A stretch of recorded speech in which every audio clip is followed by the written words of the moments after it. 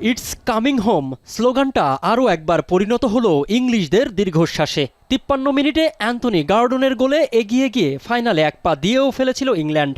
কিন্তু এরপরই শুরু কোচ থমাস টুখেলের সেই চেনা বাস পার্কিং থিওরি।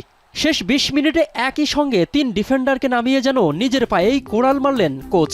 আর কোচের এই প্যানিকড বা ভীতি ছড়ানো ছক নিয়ে এবার ক্ষোভ উগরে দিয়েছেন সাবেক ইংলিশ অধিনায়ক ওয়েন রুনি। 1-0 এগিয়ে যাওয়ার পর কোচ যেভাবে ডিফেন্ডারদের মাঠে নামালেন তাতে দলের আক্রমণ ভাগের খেলোয়াড়দের আত্মবিশ্বাস পুরোপুরি ভেঙে গিয়েছিল। আপনি ম্যাচ থেকে এভাবে নিয়ন্ত্রণ ছেড়ে দিয়ে আর্জেন্টিনার মতো কোয়ালিটি দলের সামনে গোলপোস্ট আগলে বসে থাকতে পারেন না। এটা স্রেফ প্যানিক ছিল। রুনির সুরেই সুর মিলিয়েছেন সাবেক গোলরক্ষক জো হার্ট। তার মতে টুখেলের ডাগআউটে সাবেক কোচ গ্যারেথ সাউথগেটের রক্ষণাত্মক ভূত ভর করেছিল। মেক্সিকো বা নরওয়ের বিপক্ষে এই ভীরু কৌশল খাটলেও আর্জেন্টিনার বিপক্ষে এই রূপ আত্মসমর্পণ মানতে পারছেন না জো হার্ট।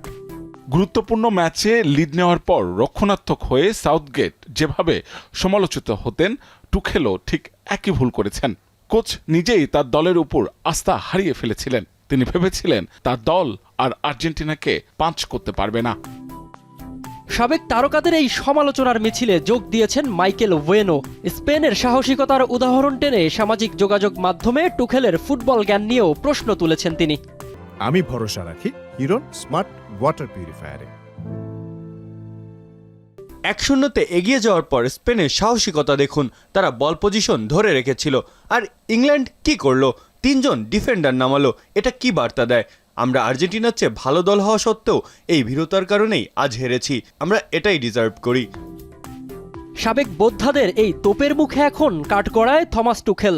আর অন্যদিকে লন্ডনের রাস্তায় যখন বিষাদের মেঘ, তখন আর্জেন্টাইন ভক্তদের উৎসবের চিৎকার যেন ইংলিশদের মনে করিয়ে দিচ্ছে ফুটবলে ভীরুদের কোনো জায়গা নেই।